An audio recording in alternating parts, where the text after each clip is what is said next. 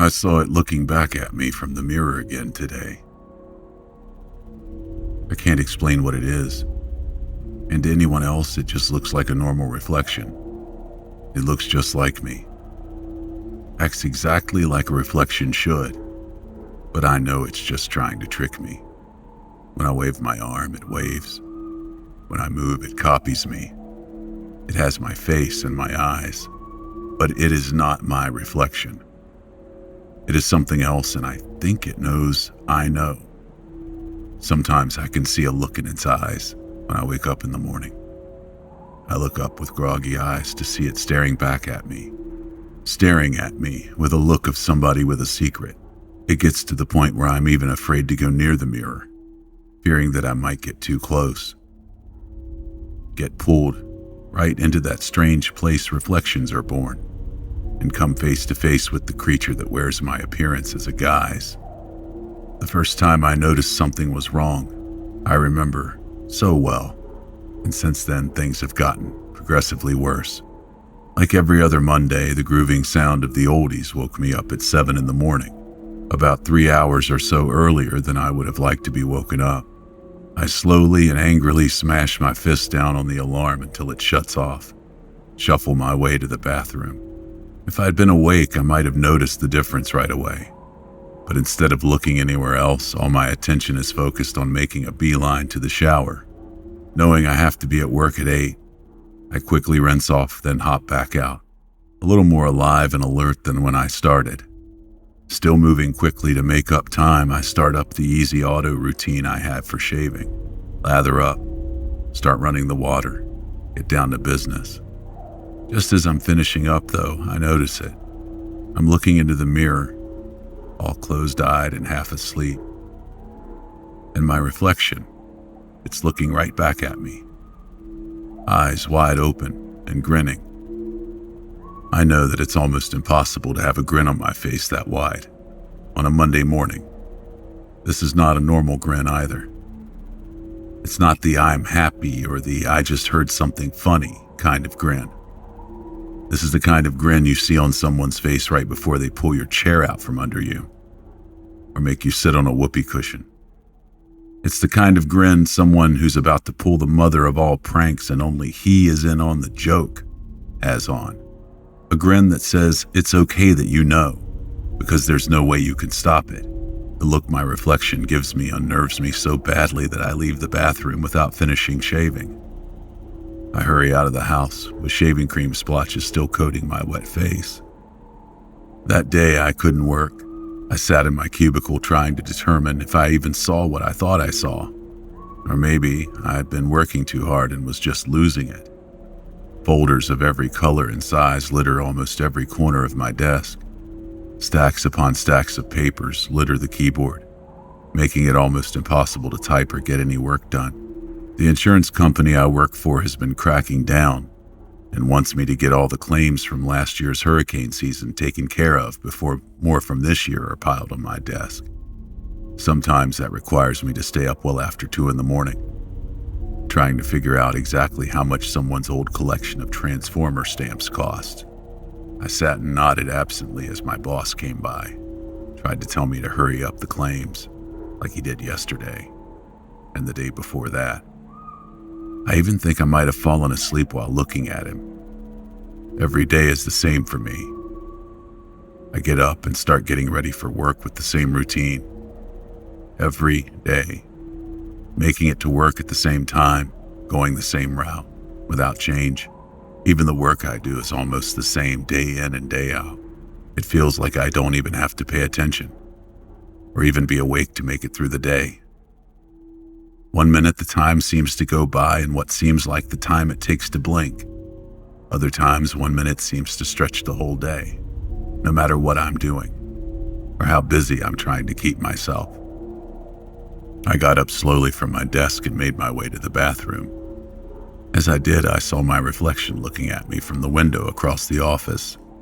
I could feel its eyes on me even when I wasn't looking, and no one else seemed to notice it. It took all the strength I had not to go screaming down the hall, pushing people out of the way as I run past, screaming all the way to my car. I rationalized it away by blaming it on my lack of sleep. I walked slowly to the bathroom, pacing myself and trying not to panic, taking up as much time as a bathroom break possibly can take. I refused to look at the mirror as I washed my hands and splashed water on my face. I closed my eyes as the cold water runs smoothly down my brow, and I try to remember the last time I actually had something that resembled a social life. It's been so long that it actually took me a couple of minutes to remember anything. Then, vaguely, there was a memory. There was a girl, maybe a friend or two, but that was it, which is all I ever had. It didn't even matter anymore. I should have gotten a dog, I think to myself. That might have been able to break up the monotony, but that would have required a break in the routine, a break that was long overdue. Then I heard something I pushed far back in my mind and had not thought about for years. I was too boring for her. That's what she actually said. And after time and time again of blowing off the small amount of people that actually would hang out with me, the calls came less and less. And eventually, they stopped altogether. I didn't even have a phone anymore. There was no point. It's not the fact that no one called anymore, or even the fact that no one cared that bothered me. It is that, looking back on it, I chose this. I chose not to do anything.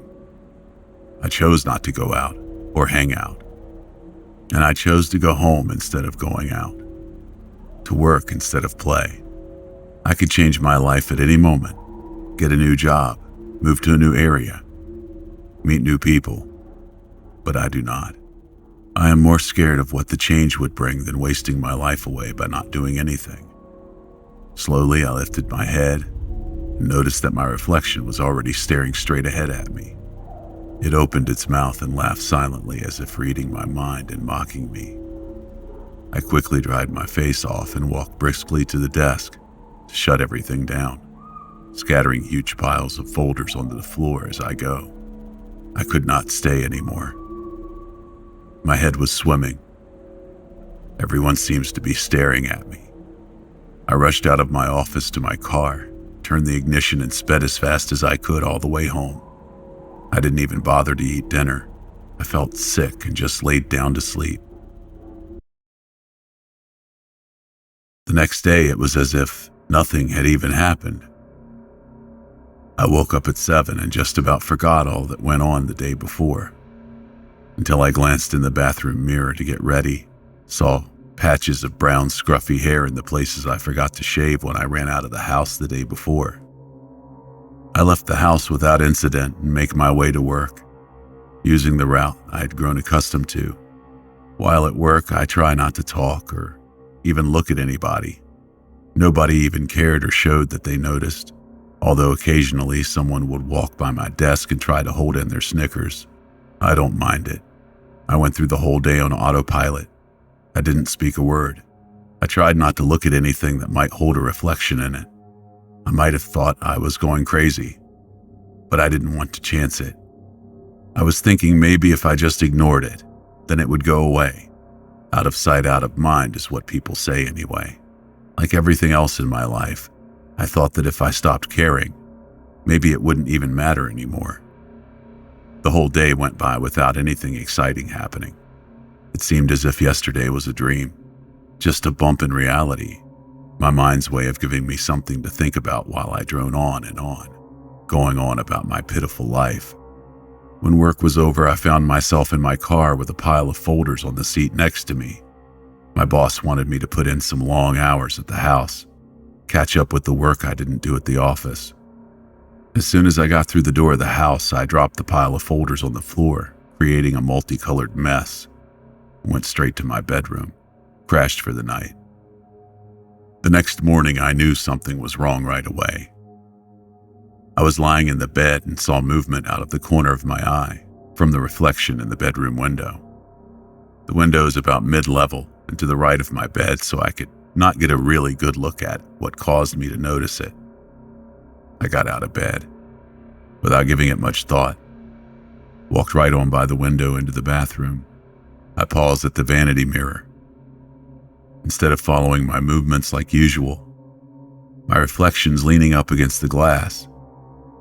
Both of its hands are pushing so hard against the glass that the veins in its neck are threatening to bulge through the skin. It looked as though it was trying with all its might to push the glass panel out and climb through. I stood still, horrified, unable to move as the image looked up at me, wearing a mask of hate. I could see that it was shouting something, but no words made it through to my side of the mirror. The reflection took a step back and brought a fist up menacingly and drew it back, not hiding the fact that it planned on trying to break through the glass to get to this world. The reflection smiled as he propelled his fist forward and prepared to collide with the glass. I closed my eyes, braced myself, not wanting to get caught off guard when the thing finally made its way through to my bathroom. After a couple of minutes, I realized I was still waiting for a crash that never came, and I slowly opened my eyes to see myself staring right into my own dull brown eyes. I could tell whatever the thing was that was trying to push its way through the mirror a minute ago was now gone, and in its place was just this normal reflection. The eyes were different. Instead of the previous wild look, weariness and helplessness replaced it, like the eyes of a bear at the zoo. Not totally convinced and still shaken up about what had happened, I hurried up and got out of the house before the thing could come back. As I drive onto the exit ramp, I had the strangest urge to keep on driving. I saw the exit that I needed to take, and instead I fantasized about not turning, to just keep on driving past that exit, past work, even past the state line, with no plan or sense of direction. Just driving until my little blue Pontiac runs out of gas. Then, wherever I end up, that would be where I would start over, the right way. No more plan, no more autopilot option. A total renewal. I would force myself to actually live. I would need to talk to people to survive, to get a new job, a new place to live. I would see new things and be around new experiences. Instead, I turned towards the same exit that I have turned towards every day now for so many years. For a second, as I made the turn, I thought I actually heard a yell of frustration. My head spun around trying to find the source of the noise that had already faded, as if it never existed. No one was there. My eyes cast a fearful glance at the rearview mirror, not totally surprised at what I saw. Looking back at me was my reflection, screaming his silent rage and beating against the rearview mirror. I ignored it as I parked in the same parking spot, straightened out my tie to start the same day all over again. Slowly, I walked across the parking lot and spotted my reflection shaking its head in the glass door leading into the lobby. I grabbed the door handle, and it held its hands up as if to block me, scowled as it was forced to swing outward with the door. Slowly, the day dragged on. As the minutes crawled by, I tried to rationalize why my reflection would be trying to attack me, what I should do about it. It's not really something you can tell people about, so I knew that I was on my own. But that didn't bother me. I was used to that. Staring at my computer screen, not even pretending like I was working, I try to find new evidence that I'm not crazy, which I am desperately trying to convince myself of. But with no proof, that was almost as hard as figuring out why it was happening. The whole time, my reflection just stared back at me. Nothing more than light reflecting off the glass surface of the computer, having to mimic my every boring move, day in and day out. The only job I knew of that was worse than the one I had. As I looked into its eyes, I start to feel bad for it. It had no choice. It could not decide one day to stop following, to not go through the same routine, day in and day out. It was forced to do the same thing, always reflect. And no wonder it had been acting up. For years, it has sat and stared at me through the computer while I stared back at it, waiting for the day to be over, or at the house through the TV, waiting until it was time to go to sleep and start the same boring process all over again. I had a choice. My reflection did not. and it was not fair. Then today, it came back again, and now I know what to do. I have to break him out. I have to let him free. It was my fault. It had been trying to tell me it could not take it anymore, but I wouldn't listen. It's too late for me, but I don't need to drag him down too. Maybe it could have the life I wanted to have. It's tired of the routine and needs to be let go. I do not need him. I do not need anything. And I gave up. With it gone, it would be better for me. I could go back to the routine. And I could go back to being me. The same old schedule of waking up and driving to work and watching TV and then sleeping just like I have gotten used to. The life I've accepted for myself. The life I deserve. That's what brought me here. Standing in my bathroom, staring at my reflection with a hammer in my hand. Smiling almost as wide as my reflection, as I try to figure out the best way to break him out. I knew that it was the right thing to do, no longer fearing the thing in the mirror. I watch as he beckoned me closer, nodding his head as I lift the hammer. I cocked it back as far as I could go and was about to let go when that same grin crossed its face. As the hammer was about to crash into the glass, I tried to change my mind, but by then it was too late. The hammer went through it, and I fell. Everything got dark, and I couldn't see where I was right away. I spun around, and what I saw made me sick to my stomach. All the strength left my arms, and I should have dropped the hammer, but I couldn't. From where I'm standing, I could see the thin off-white wall and the silver flash of light reflecting off my own bathroom.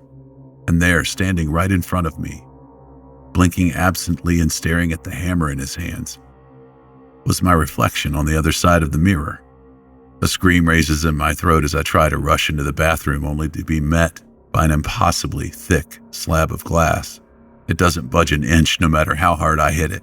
I can only watch my reflection look at me through the barrier and give a small chuckle as he turns and hurries out of the bathroom, as if he might be sucked back in if he stays in here too long. I woke up, trying to figure out what day it was and remembering vaguely that it was probably Tuesday. I look at the clock and seeing that it's almost noon, I decide to pull myself out of bed. Thankful that I never had to hear that grooving sounds of the oldies at 7 in the morning again. I take a long, hot shower, taking my time and enjoying getting ready for my big day, relishing in the fact that I can finally take the time to get in a good shave, head out the door feeling like a new man. So many new possibilities now. New places to go, new people to see, and most importantly, a new life. I filled the gas tank up and pull onto the interstate, going about 80. I didn't even acknowledge the fact that I flew by my usual exit ramp that would take me to work. I just keep my eyes on the road and think about how I used to be pushed aside and ignored every time I suggested something new or put down when I wanted to live a little. I glance in the rearview mirror, give a little chuckle. Where should we go first? I ask aloud to myself. My reflection tries once more to push against the glass that holds him, and finally puts his head into his hands and sobs silently. "You're in for an adventure now," I said to my reflection, and stepped down on the accelerator even harder.